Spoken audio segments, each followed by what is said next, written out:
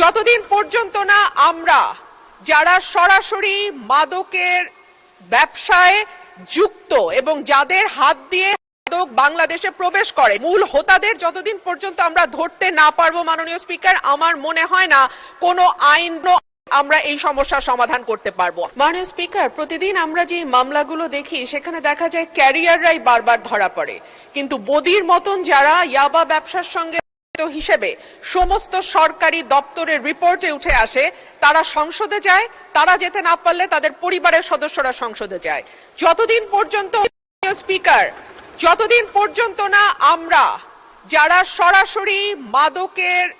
ব্যবসায় যুক্ত এবং যাদের হাত দিয়ে মাদক বাংলাদেশে প্রবেশ করে টেনাফ দিয়ে, সেই মানুষগুলো মূল হোতাদের যতদিন পর্যন্ত আমরা ধরতে না পারবো মাননীয় স্পিকার, আমার মনে হয় না কোনো আইন আমরা এই সমস্যার সমাধান করতে পারবো। আইন যথেষ্ট শক্ত মাননীয় স্পিকার, মাত্র 25 গ্রামের উপরে মাদক পেলেই যাবজ্জীবন কারাদণ্ড এমনকি মৃত্যুদণ্ড পর্যন্ত দেয়া হয়, কিন্তু তারপরেও কি করে লক্ষ লক্ষ পিস ইয়াবা কিংবা কয়েক কেজি হেরোইন সহ আমাদের ক্যারিয়াররা যখন ধরা পড়ে আমরা কিন্তু তার উপরে আর উঠতে